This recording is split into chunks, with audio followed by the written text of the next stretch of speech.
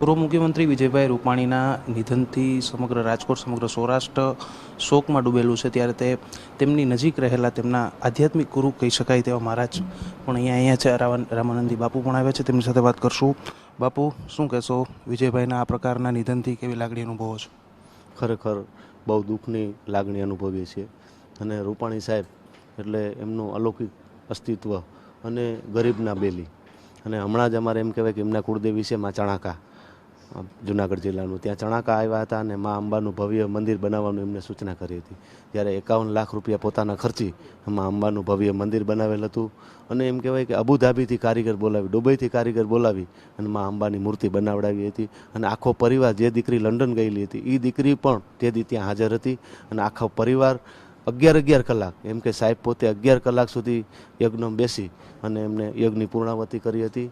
અને ખરેખર એમને ચણાકા પ્રત્યે બહુ લાગણી હતી, કારણ કે એમનું ગામ હતું અને એમના વડવાઓ બધા, એમના પપ્પા રમણીકલાલ છે ત્યાં પણ એ બહુ શ્રદ્ધા ધરાવતા હતા.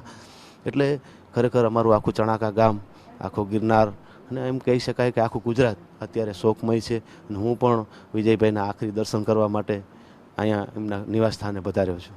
બાપુ, છેલ્લે તમારે એમની સાથે શું વાત થઈ હતી ને કઈ બાબતને લઈને વાત થયેલી હતી તમારી એમની સાથે? છેલ્લે જ્યારે એ હમણાં થોડાક ટાઈમ પહેલાં આવ્યા ત્યારે મને એમને એમ કીધું હતું કે બાપુ, આપણે મા અંબાનું ભવ્ય મંદિર બનાવેલ છે, પણ આપણે એક લીપ અહીં બનાવવું છે. એટલે મેં કીધું સાહેબ લીપ તો મને કે લીપ અમુક ઉંમરલાયક લોકો જે છે એ ન આવી શકતા હોય તો એ બાપુ સરળતાથી આવી શકે, આવો દયાળુ સ્વભાવ. અને મને વિશ્વાસ છે કે એમનો દીકરો ઋષભભાઈ છે આ બધા કાર્યોને પૂર્ણ કરશે અને વિજયભાઈની અંતિમ ઈચ્છા છે એ પૂર્ણ કરશે. જ્યારે તેમણે મુખ્યમંત્રી તરીકે રાજીનામું આપ્યું હતું ત્યારે પણ તમારી એમની સાથે કંઈક વાત થઈ હતી. શું એમણે તમને વાત કરેલી હતી આખી? મને એમને એ વાત કરેલી હતી કે બાપુ, હું મુખ્યમંત્રી પદથી અત્યારે ઇસ્તીફા દઉં છું અને મા અંબાની કૃપાથી બધું થઈ જશે. એટલે સાહેબ હારે અમારે અવારનવાર એ ચર્ચા થતી. સાહેબ રાજકારણનો તો જગ્યામાં ન હોય પણ આવી નોર્મલ ચર્ચા થતી હોય. એમની સાથેનો એવો કોઈ પ્રસંગ જે તમને આખું જીવનભર યાદ રહી જશે? એમની સાથેનો પ્રસંગ તો મેં આપને કીધું કે એમને લીપ બનાવવાની ઈચ્છા હતી.